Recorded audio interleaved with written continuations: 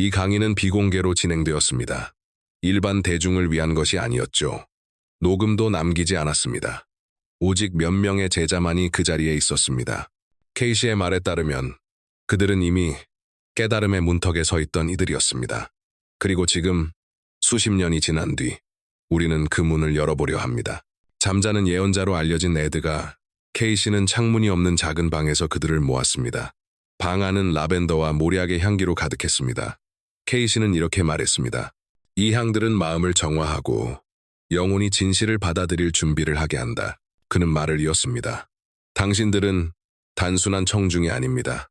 이제 곧 이 땅이 아닌 다른 차원의 여정을 떠날 순례자들입니다. 그 자리에 있던 몇몇은 의사였고 어떤 이는 교사였으며 한 여성은 5아이의 어머니였습니다. 겉보기엔 평범한 사람들이었지만 케이시는 단호히 말했습니다. 이 자리에 우연히 온 사람은 없습니다. 그는 인간의 영혼이 이 세상에서만 시험을 받는 것이 아니라고 했습니다. 진정한 시험은 육신이 낡은 옷처럼 벗겨진 후에 시작됩니다. 그가 잠시 말을 멈추자 방 안은 폭풍전의 고요처럼 조용해졌습니다. 당신들도 이미 느끼고 있을 겁니다. 이유 없이 한밤중에 깨어나는 순간들, 이유를 알 수 없는 가슴의 조임, 창가에 서서 문득 무언가 다가오고 있다는 생각이 스칠 때 그것은 불안이 아닙니다. 그것이 바로 부름입니다. 그 말에 사람들은 서로 눈을 마주쳤습니다. 바로 자신들의 이야기였기 때문입니다. 밤의 각성, 설명할 수 없는 예감, 그리고 인생이 단지 더 큰 무언가를 준비하는 과정이라는 막연한 느낌들 말입니다. 케이시는 칠판 앞으로 다가가 분필로 원을 그렸습니다. 이것이 영혼이 죽음 이후에 맞이하는 길입니다. 그는 원을 4구역으로 나누며 설명했습니다. 첫 번째 시련은 자각입니다. 영혼은 자신이 더 이상 물질 세계의 일부가 아님을 깨달아야 합니다. 육체나 익숙한 자아에 매달리는 이들이 가장 고통을 겪습니다. 그러니 살아있을 때부터 내려놓는 법을 배우십시오. 물건, 두려움, 오래된 원한까지. 그는 이어 원의 2번째 부분을 가리키며 말했다. 2번째는 그림자와의 마주침입니다. 이곳에서 모든 이들은 자신 안에서 부정해온 것과 마주하게 됩니다.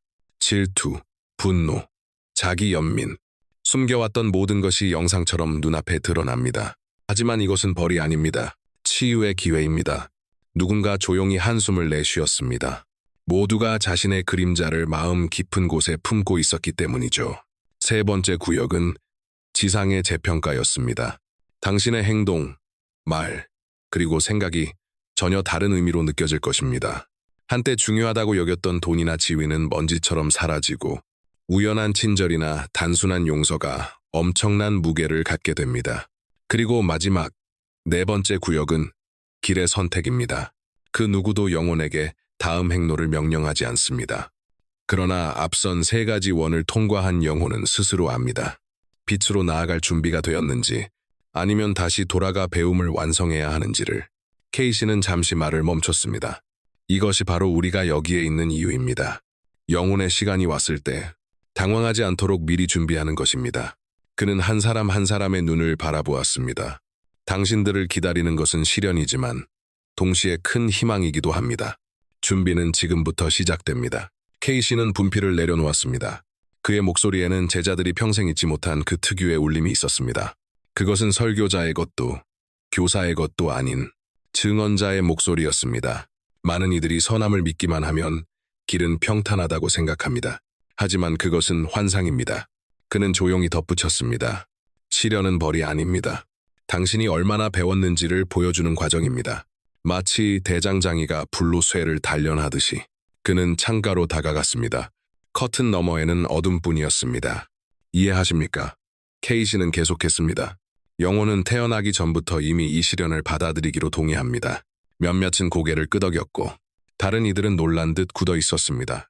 당신이 불공평하다고 느끼는 일들, 병, 배신, 상실, 그것은 벌이 아닙니다. 성장을 위한 당신의 영혼이 맺은 계약입니다. 그때 5아이의 어머니인 파란 드레스를 입은 여인이 조용히 속삭였습니다. 하지만 왜 고통인가요? 왜 기쁨이 아니어야 하죠?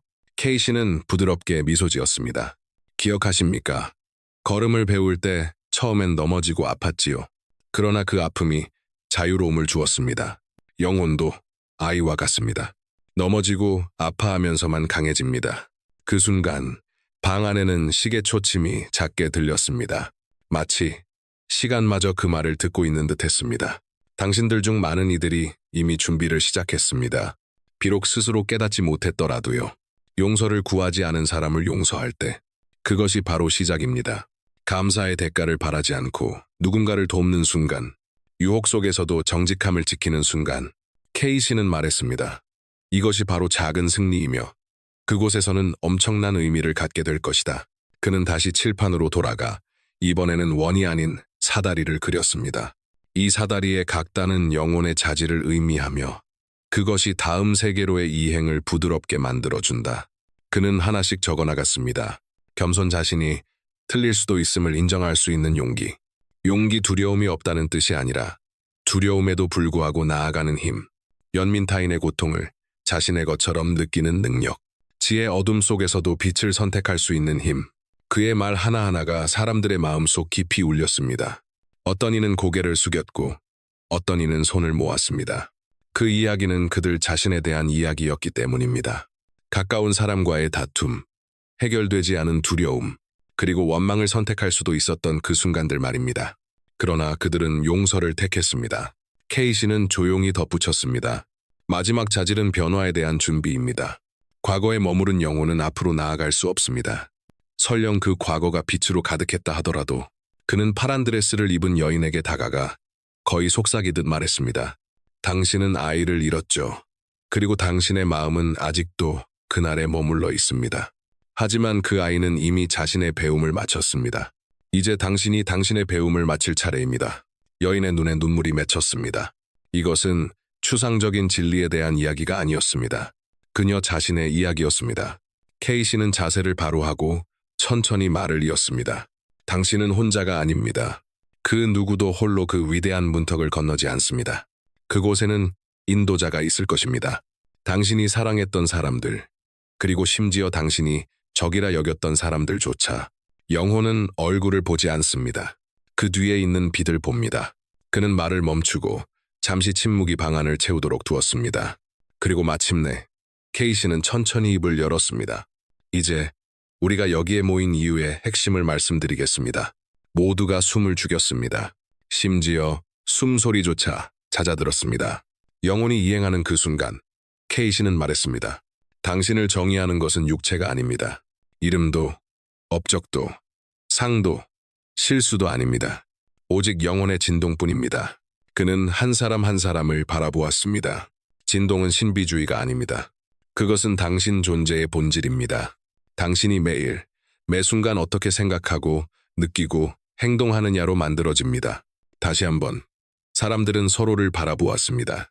그들의 눈빛에는 이해와 두려움, 그리고 희미한 깨달음이 섞여 있었습니다. 이것 역시 그들 자신의 이야기였습니다. 선한 선택을 했던 순간들, 혹은 그렇지 못했던 순간들, 양심이 이렇게 하라고 속삭였지만 두려움이나 자존심 때문에 멈추었던 그 시간들 말입니다. 당신이 저 세상으로 건널 때 그 진동이 바로 당신의 여권이 됩니다. K씨는 말했습니다. 그 진동은 당신을 빛으로 이끌 수도 있고 고통의 영역으로 끌어당길 수도 있습니다. 그러나 그는 곧 덧붙였습니다. 가장 중요한 것은 아무것도 끝이 아니라는 겁니다. 성장은 그 문턱 너머에서도 계속됩니다. 그 순간 창밖에서 부드러운 바람이 불어와 커튼천이 살짝 흔들렸습니다. 마치 밤 그 자체가 이 강의를 엿듣고 있는 듯했습니다. 그렇다면 영혼을 어떻게 준비해야 할까요? 이 빛의 진동을 어떻게 만들어야 할까요? K씨는 테이블로 다가갔습니다. 그 위에는 낡은 성경 한 권이 놓여 있었고 그 위로 2권의 두꺼운 책이 더 쌓여 있었습니다. 그것은 그의 계시록 모음집이었습니다. 답은 단순하지만 쉽지는 않습니다. 그는 말하며 손가락 3개를 들었습니다. 첫째, 생각의 순수함입니다. 두려움이나 분노가 마음속에 머물게 두지 마십시오. 생각은 당신 주위에 에너지의 장을 만듭니다. 빛에 가까워지고 싶다면 빛처럼 생각해야 합니다. 그때 검은 재킷을 입은 한 남자가 조용히 물었습니다. 하지만 부정적인 생각이 저절로 떠오를 때는 어떻게 합니까? 때로는 멈출 수가 없습니다. K씨는 미소 지으며 대답했습니다. 그건 자연스러운 일입니다. 가장 빛나는 영혼조차 그림자를 마주합니다. 중요한 것은 그것을 억누르는 게 아니라 인정하고 흘려보내는 것입니다. 마음속으로 이렇게 말하세요. 그래, 두려움아, 너를 본다. 하지만 나는 사랑을 선택하겠다. 그는 두 번째 손가락을 들었습니다. 둘째, 행동입니다. 선함을 바라는 것만으로는 충분하지 않습니다. 직접 행해야 합니다. 기억하세요. 작은 선행이 큰 약속보다 더 중요합니다. 돈으로 도울 수 없다면 말로 돕고, 말로도 어렵다면 시선으로, 미소로, 혹은 단지 곁에 있어주는 것으로도 충분합니다. 학생들은 고개를 끄덕였습니다. 각자 자신이 했던 작은 선행들을 떠올렸고, 도울 수 있었지만 그냥 지나쳤던 순간들을 떠올리며 조용히 후회했습니다. 케이시는 세 번째 손가락을 들었습니다. 셋째, 근원의 연결입니다.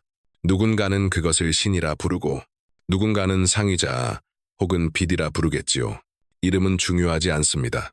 중요한 것은 매일 단 1분이라도 기억하는 것입니다. 나는 단순히 육체만이 아니다. 나는 영원한 영혼이며 거대한 전체의 일부다. 그 기억이야말로 어떤 말보다도 더 강하게 진동을 높여준다. 케이시는 잠시 말을 멈췄다. 솔직히 말해보세요. 그는 청중을 향해 물었다. 여러분 중 완전히 혼자 있어도 결코 외롭지 않다고 느낀 적이 있는 사람. 손 들어보세요. 거의 모든 이가 손을 들었다. 그렇습니다. 케이시는 미소 지었다. 그것이 바로 연결입니다. 그는 잠시 말을 고르고 덧붙였다. 때가 오면 여러분은 두렵지 않을 겁니다. 왜냐하면 빛을 알아볼 것이기 때문입니다. 그 빛은 낯설지 않을 겁니다. 당신이 누군가를 용서할 때마다, 선함을 선택할 때마다, 사랑할 때마다 그 빛을 이미 만져보았기 때문이죠. 그는 청중을 천천히 둘러보았다. 이것이 첫 번째 부분이었습니다. 다음은 훨씬 어렵습니다. 이제부터는 영혼이 죽음 이후에 맞닥뜨리게 되는 함정들에 대해 이야기하겠습니다. 그래야 당신들이 그적의 얼굴을 알아볼 수 있을 테니까요. 그는 불을 껐다. 방 안은 순식간에 어둑해졌다. 이제 진짜 중요한 부분이 시작된 것이다.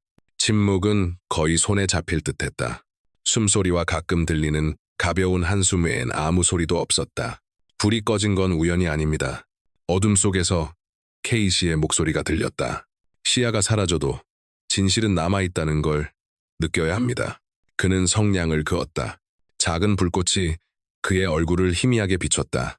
이것이 바로 빛이 거의 없는 세계에서 영혼이 진실을 바라보는 방식입니다. 불꽃이 꺼졌다. 첫 번째 함정은 빠른 해방의 환상입니다.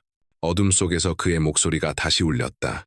영혼은 특히 살아있는 동안 병이나 빛, 무거운 관계 속에 얽매였던 영혼일수록 죽음 뒤에 자유를 갈망합니다. 그리고 종종 속임수 같은 빛, 쉬운 길을 선택하죠. 방 한쪽에서 누군가 몸을 움직이는 소리가 났다. 익숙한 모습들이 나타날 수도 있습니다. 아름다운 장소들, 그리고 누군가의 목소리가 들려올 수도 있죠. 여기가 평화다. 여기가 고통의 끝이다. 하지만 그것은 창조주의 빛이 아닙니다. 케이시의 목소리가 낮고 단호하게 울렸다. 그것은 정체된 에너지입니다. 당신을 벌하지는 않지만 멈춰 세웁니다.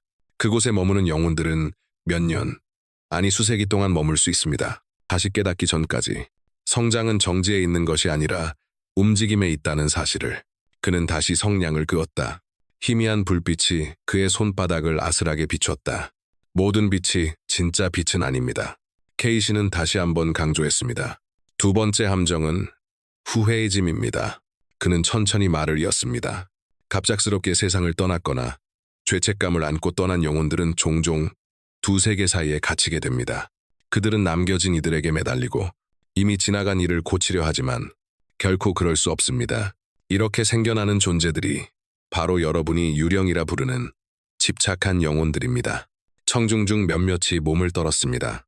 누구나 한 번쯤 느껴본 적이 있었기 때문이죠. 집안에서, 꿈속에서, 혹은 아무도 없는 방 안에서 마치 누군가 뒤에 서 있는 것 같은 그 존재감을. 가장 두려운 점은 케이시는 덧붙였습니다. 이 영혼들 중 많은 이들이 자신이 이미 세상을 떠났다는 사실조차 모른다는 겁니다. 그들에게는 시간이 멈춰 있습니다. 그들은 이렇게 생각합니다. 나는 아직 살아있다. 아직 시간이 남아있다. 그는 잠시 침묵했습니다. 이내 부드럽게 말했다. 여러분의 역할은 이런 영혼들을 두려워하거나 쫓아내는 것이 아닙니다. 그들을 위해 기도하는 것입니다. 그들이 빛을 향하도록, 그들의 길이 여전히 이어지고 있음을 상기시켜주는 것입니다. 세 번째 함정은 가장 위험한 것입니다. 그는 숨을 고르며 말했다. 그것은 권력과 지배에 대한 집착입니다. 이것이 바로 세상의 권력자들을 묶어두는 사슬입니다. 생전에 남을 지배하고 통제하는 데 익숙했던 자들은 죽음 이후에도 권력을 놓지 못합니다. 그들은 하위 차원에서 약한 영혼들을 복속시키고 환상의 왕국을 만들기도 합니다. 케이시는 허공에 손을 휘저으며 보이지 않는 거대한 그물을 그리는 듯한 동작을 했습니다. 많은 통치자들, 잔혹한 지도자들, 폭군 같은 상사들이 죽은 뒤에도 같은 게임을 계속합니다. 다만 그들의 무대가 이제는 물질 세계가 아니라 아스트랄 계층으로 바뀌었을 뿐이죠. 방 안의 공기가 더 무거워졌습니다. 누군가는 이마에 땀을 닦았습니다. 하지만 두려워하지 마십시오. 케이시가 청중을 안심시키듯 말했습니다. 진짜 빛은 결코 흉내낼 수 없습니다. 자유와 사랑을 선택하는 데 익숙한 영혼은 거짓된 빛을 알아보고 그저 지나칠 것입니다. 그는 램프를 켰습니다. 부드럽고 따뜻한 빛이 방 안을 채웠습니다. 이것이 여러분이 꼭 이해해야 할 부분입니다. 케이시의 목소리가 단단해졌습니다. 저 문턱 너머에서도 시련은 끝나지 않습니다. 그러나 살아있는 동안 의식적으로 준비한 사람은 그곳에서 특권층이 아니라 인도자로 나아갈 수 있습니다. 그는 한 사람 한 사람의 눈을 마주했습니다.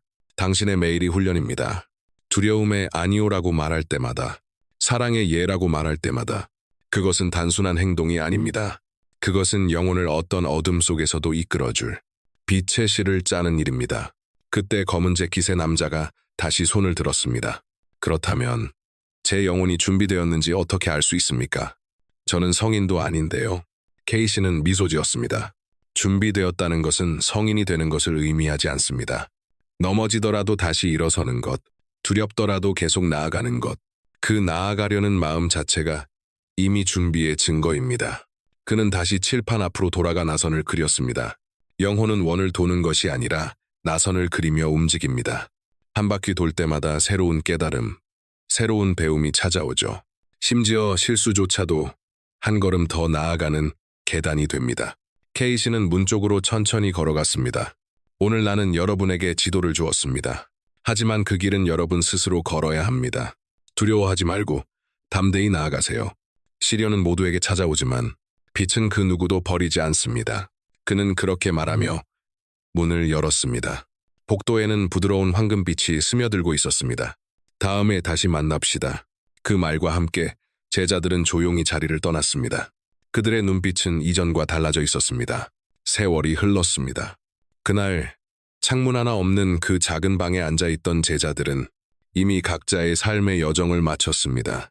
어떤 이는 가족 곁에서 평온히 세상을 떠났고 어떤 이는 길 위에서 갑작스럽게 삶을 마감했습니다. 한 여제자는 잠든 채로 미소를 지으며 떠났다고 가족들은 회상했습니다. 그리고 남은 것은 그 강의 직후에 기록된 짧은 메모들과 그날 밤의 기억뿐이었습니다. 하지만 케이시의 말은 사라지지 않았습니다. 왜냐하면 세대가 바뀔 때마다 사람들은 다시 같은 질문을 던지기 때문입니다. 내 영혼은 준비되어 있는가? 그리고 지금 이 영상을 이 순간까지 보고 있는 당신, 어쩌면 당신 역시 그 부름을 들은 사람일지도 모릅니다. 한밤중에 이유 없이 깨어나 익숙한 세상 너머에 무언가 더 큰 것이 있음을 느낀 사람, 삶 속의 작은 징후를 눈치챈 사람, 그리고 사랑하는 이를 떠나보내고 그들은 지금 어디에 있을까? 스스로에게 물어본 적이 있는 사람, 바로 당신 말입니다. 당신은 혼자가 아닙니다. 그리고 이 영상이 당신에게 닿은 것은 결코 우연이 아닙니다. 전해지는 이야기로는 케이시가 남긴 마지막 기록 속에서 이렇게 말했다고 합니다. 내 목소리를 들은 자들은 언젠가 다시 만나게 될 것이다. 이 땅 위가 아니라 다음 여정이 시작되는 그곳에서 그 징표는 얼굴도 이름도 아닐 것이다. 오직 진동, 즉 말없이 알아보는 빛일 것이다. 그러니 마음 깊은 곳에서 이것은 나에게 하는 이야기다 라고 느껴진다면 그것은 이미 당신의 길이 시작되었다는 뜻이다. 그렇다면 지금 당신이 해야 할 일은 무엇일까요? 두려움을 내려놓는 법을 배우세요. 어두운 생각이 스쳐가더라도 그것을 부정하지 말고 인정한 뒤 부드럽게 흘려보내세요. 그리고 아무도 보지 않아도 선한 일을 하세요. 무엇보다 중요한 것은 근원과의 연결을 강화하는 것입니다. 기도로, 음악으로, 자연 속의 침묵으로. 그 방식은 상관없습니다. 중요한 것은 당신이 더 큰 전체의 일부임을 잊지 않는 것입니다. 그리하여 시간이 다가올 때 당신은 두렵지 않을 것입니다. 그 빛을 알아볼 테니까요. 그 빛은 낯설지 않을 것입니다. 당신은 평생 동안 그 만남을 준비해 왔기 때문입니다. 케이시는 이렇게 말했습니다. 빛은 그 누구도 뒤에 남겨두지 않는다. 만약 이 영상이 당신의 영혼에 울림을 주었다면 좋아요를 눌러주세요. 이 메시지가 다른 구독자들에게도 닿을 수 있도록 도와줍니다. 댓글로 나누어 주세요. 당신은 일상 속에서 익숙함 너머에 무언가 더 큰 존재가 있음을 느낀 적이 있나요? 그리고 다음 깨달음의 메시지를 놓치지 않도록 구독을 잊지 마세요. 당신의 영혼이 진정한 여정을 준비하도록 돕는 지식은 아직 많이 남아 있습니다.